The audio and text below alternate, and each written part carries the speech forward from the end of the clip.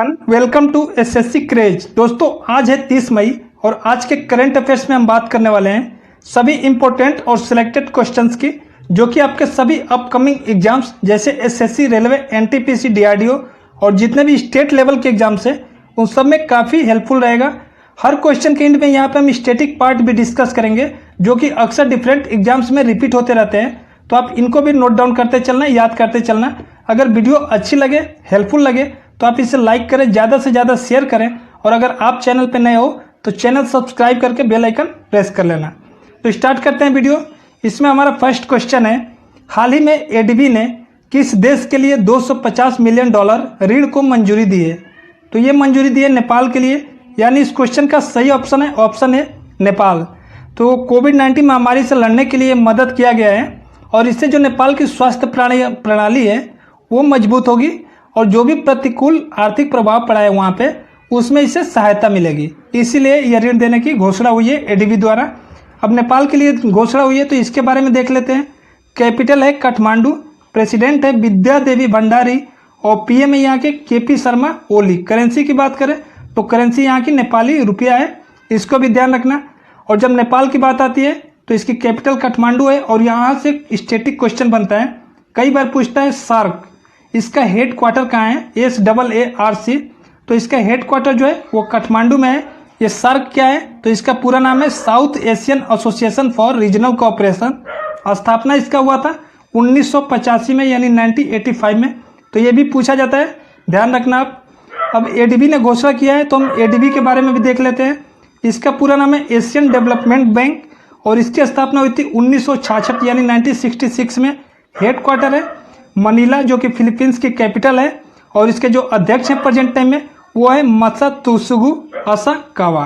तो इस क्वेश्चन से आपको इस सारे फैक्ट ध्यान रखने हैं और ये ध्यान रखना है कि एडीबी ने नेपाल के लिए $250 मिलियन ऋण को मंजूरी दी है। बढ़ते हैं नेक्स्ट क्वेश्चन पे। नेक्स्ट क्वेश्चन है हमारा, हाल ही में किस देश ने अपने पहले मानव रहित ड्रोन हेलीकॉप्टर का परीक्षण किया है? तो ये परीक्षण चीन ने किया है। इस क्वेश्चन का सही ऑप्शन सी हो जाएगा, चीन। अब चीन ने किया है तो पहले हम चीन के बारे में देख लेते हैं। कैपिटल चीन की बीजिंग है और यहाँ के जो प्रेसिडेंट है वो है शी जिनपिंग। और अगर करेंसी की बात करें तो करेंसी रेनमिनबी है। यहाँ से स्टैटिक क्वेश्चन जो बनते हैं उसको देख लेते हैं। कई बार पूछा जाता है चाइना और इंडिया, इन दोनों की जो बॉर्डर लाइन है इसको क्या कहते हैं? तो इसको मैकमोहन रेखा कहते हैं, इसको भी ध्यान रखना।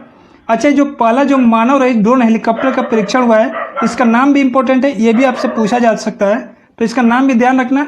AR-500C इसका नाम है, AR-500C, इसको भी ध्यान रखना। बढ़ते हमारा नेक्स्ट क्वेश्चन है, पेरियास्वामी कुमारन को किस गणराज्य में भारत के अगले उच्चायुक्त के रूप में नियुक्त किया गया है? तो ये किया गया है सिंगापुर में, यानी इस क्वेश्चन का सही ऑप्शन ए हो जाएगा, सिंगापुर।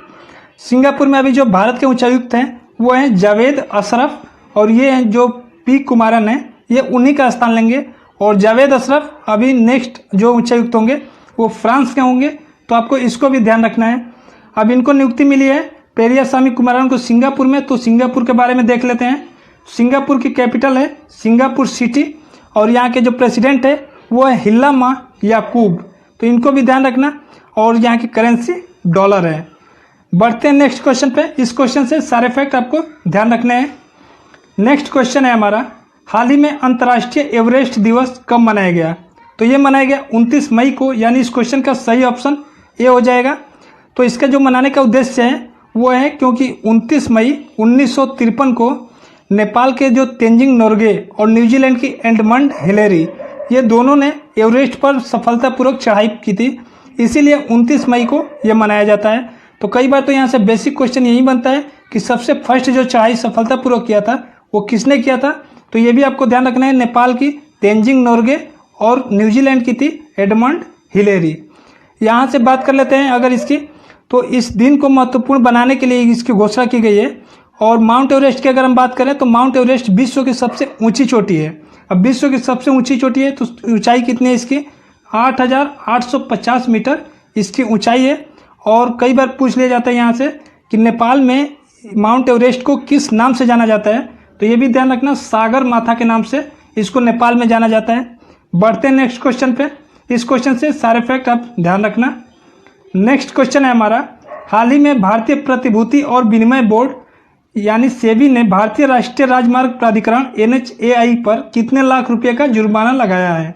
तो ये लगाया 7 लाख रुपए का जुर्माना, यानी इस क्वेश्चन का सही ऑप्शन है 7 लाख। अब ये सेबी ने लगाया है, तो हम पहले सेबी के बारे में जान लेते हैं। तो सेबी का पूरा नाम है securities and exchange board of India, और ये जितने भी शेयर मार्केटिंग है जैसे NSE है, BSE है। अच्छा, NSE BSE का क्या मतलब है? तो NSE का मतलब होता है नेशनल स्टॉक एक्सचेंज, BSE का मतलब है बॉम्बे स्टॉक एक्सचेंज। ये जितने भी शेयर मार्केटिंग है इन सभी को सेबी ही रेगुलेट करता है। इसकी स्थापना हुआ था 1992 यानी 1992 में, और इसका जो हेड क्वार्टर है वो है मुंबई में। प्रेजेंट टाइम में इसके CEO हैं अजय त्यागी। तो इससे आपको सेबी के बारे में ये ध्यान रखना है। अब हम बात कर लेते हैं NHAI पे, क्योंकि इसके ऊपर ही जुर्माना लगा है, तो इसके बारे में देख लेते हैं। पूरा नाम है national highway authority of India, और इसकी स्थापना हुई थी 1995 में, और इसका भी हेड क्वार्टर नई दिल्ली में है, और इसके जो अध्यक्ष हैं वो हैं सुखबीर सिंह सिंधु। तो ये ध्यान रखना है NHAI से। बढ़ते हैं नेक्स्ट क्वेश्चन पे। इस क्वेश्चन से ये सारे फैक्ट आपको ध्यान रखना है। नेक्स्ट क्वेश्चन है हमारा, हाल ही में विश्व मासिक धर्म स्वच्छता दिवस कब मनाया गया? तो ये मनाया गया 28 मई को, यानी इस क्वेश्चन का सही ऑप्शन है ऑप्शन सी 28 मई। तो ये 28 मई को मनाया जाता है, और इसका उद्देश्य क्या है? तो मासिक धर्म से जुड़े जो भी सामाजिक कलंक है, जो धारणा एक लोगों के अंदर बनी हुई है, उसको बदलना इसका मेन पर्पज है। और 28 मई के दिन ये क्यों मनाया जाता है? क्योंकि जनरली अगर देखा जाए तो औरतों का जो मासिक धर्म चक्र होता है वो 28 दिन का ही होता है, और इसीलिए 28 मई का ये दिन चुना गया है। इसकी अवधि लगभग 5 दिन औसतन देखा गया है होता है। 2020 की जो थीम थी इसके लिए वो इम्पोर्टेंट रहेगी आपके लिए, तो इसको ध्यान रखना। जो थीम थी वो थी विश्वमारी में महामारी, तो इसको आप याद रखना, क्योंकि आजकल थीम अक्सर पूछे जाते हैं। बढ़ते हैं नेक्स्ट क्वेश्चन पे। नेक्स्ट क्वेश्चन है हमारा, हाल ही में कोविड-19 से प्रभावित बच्चों के लिए लेगो ग्रुप ने किसके साथ करार किया है? तो ये करार किया है नीति आयोग के साथ, यानी इस क्वेश्चन का सही ऑप्शन है नीति आयोग। तो ये एक जो लेगो ग्रुप है डेनिश की खिलौना की कंपनी है, और कोविड-19 से प्रभावित बच्चों को ये घर पर खेलने और सीखने में मदद करेगा। तो नीति आयोग के साथ इसकी समझौता हुई है, तो नीति आयोग के बारे में हम जानेंगे। तो इसका पूरा नाम ही पहले तो पूछ लिया जाता है, बेसिक क्वेश्चन बनता है, नीति का पूरा नाम पूछता है। तो इसका पूरा नाम है national institution for transforming India. स्थापना हुआ था 1 जनवरी 2015 को, और इसके जो अध्यक्ष होते हैं वो जो प्रेजेंट टाइम में PM होते हैं वो होते हैं, और इस टाइम में नरेंद्र मोदी जी। और उपाध्यक्ष की बात करें अगर, तो उपाध्यक्ष हैं इसके राजीव कुमार, और CEO की बात करें तो ये इंपॉर्टेंट है, CEO पूछा जाता है, ये है अमिताभ कांत। तो ये आपको नीति आयोग से ध्यान रखना है। और कोविड-19 से प्रभावित बच्चों के लिए लेगो ग्रुप ने किसके साथ समझौता किया है? तो ये नीति आयोग से किया है, ये आपको क्वेश्चन से ध्यान रखना है। बढ़ते हैं नेक्स्ट क्वेश्चन पे। नेक्स्ट क्वेश्चन है हमारा, हाल ही में किस भारतीय सेना के स्क्वाड्रन फ्लाइंग बुलेट्स में तेजस MK फर्स्ट FOC लड़ाकू विमान शामिल किया गया है? तो ये किया गया है वायुसेना में, यानी इस क्वेश्चन का सही ऑप्शन है ऑप्शन बी वायुसेना। तो ये क्या है? ये एक एकल इंजन है जो कि सभी मौसम में अपनी भूमिका निभाने, और लड़ाकू विमान भी है, तो इसमें ये सक्षम है। यह हवा से हवा में ईंधन भी भर सकता है, इसके लिए भी ये सक्षम है। और भारतीय वायुसेना की बात करें तो इस तरह का ये पहला स्क्वाड्रन है जो भारतीय वायुसेना में शामिल हुआ है, तो ये इंपॉर्टेंट है, इसको ध्यान रखना। इसका नाम भी इंपॉर्टेंट है MK फर्स्ट FOC, तो ये भी ध्यान रखना है। बात वायुसेना की हो रही है तो इसके बारे में हम देख लेते हैं। इसकी स्थापना हुई थी 1932 में, हेड क्वार्टर है इसका नई दिल्ली में, और अध्यक्ष हैं इस टाइम प्रेजेंट टाइम में air chief marshal RKS Bhadauria. तो ये ध्यान रखना है वायुसेना से। अच्छा, ये तो वायुसेना प्रमुख हो गए RKS भदौरिया। यहीं पे हम बात कर लेते हैं अगर थल सेना की, तो थल सेना अध्यक्ष जो है वो हैं जनरल मनोज मुकुंद नरावने, और अगर नौसेना की बात कर लें नेवी की तो वो हैं एडमिरल करमबीर सिंह। तो ये तीनों सेनाओं के अध्यक्ष का नाम आपको याद रखना है। और वैसे तो यहाँ पे 3 सेना में बताया, 3 सेनाओं के प्रमुख के बारे में। अगर आप सभी सेनाओं के प्रमुख और जितने भी प्रशासनिक पद है, जितने भी नेशनल इंटरनेशनल ऑर्गेनाइजेशंस हैं, और जितने भी मंत्रालय और उनके मंत्री हैं, इन सब के बारे में जानना चाहते हो तो मेरे चैनल पे एक लिस्ट मिलेगी वर्तमान में कौन क्या है इस नाम से, और वहाँ जाके आप देख सकते हो। डिस्क्रिप्शन में आपको लिंक मिलेगी, या तो आई बटन में भी आप टच करके जा सकते हो। तो आप अगर इंटरेस्टेड हो, जानना चाहते हो, तो आप जाके देख सकते हो। नेक्स्ट क्वेश्चन की बात करते हैं। नेक्स्ट क्वेश्चन है हमारा, हाल ही में फिच रेटिंग ने वित्त वर्ष 2020 में भारत की जीडीपी विकास दर कितने प्रतिशत से गिरने का अनुमान लगाया है? तो ये लगाया 5% से गिरने का, यानी इस क्वेश्चन का सही ऑप्शन हो जाएगा ऑप्शन बी 5%। तो यह पहले 5% रखा गया था फिच के रिपोर्टिंग के अनुसार, लेकिन अभी इसको 5 से घटा के 4.6% कर दिया गया है। तो इसको ध्यान रखना, वैसे ही चेंज होता रहता है। तो ये 2019-20 के लिए है। अगर वहीं 2020 और 2021 की बात किया जाए तो इसके लिए इसका जो अनुमान है वो 5.6% की है, और 2021 और 22 की बात करें तो 2021-22 के लिए इसका अनुमान है 6.5%। तो इसको भी आप ध्यान रख सकते हो। फिच रेटिंग ने यह अनुमान लगाया है, तो फिच रेटिंग के बारे में जान लेते हैं। ये एक अमेरिका की क्रेडिट रेटिंग एजेंसी है जो कि यह रिपोर्ट पेश करती है, और इसकी स्थापना हुई थी 1914 में, यानी 1914 में। हेडक्वार्टर इसका न्यूयॉर्क यूएसए में है, और सीईओ है प्रेजेंट टाइम में पॉल टेलर। तो ये ध्यान रखना है आपको फिच रेटिंग से, इसके बारे में पूछा जा सकता है स्टैटिक क्वेश्चन के रूप में। बढ़ते हैं नेक्स्ट क्वेश्चन पे। नेक्स्ट क्वेश्चन है हमारा, हाल ही में कौन न्यू डेवलपमेंट बैंक यानी एनडीबी के अगले अध्यक्ष होंगे?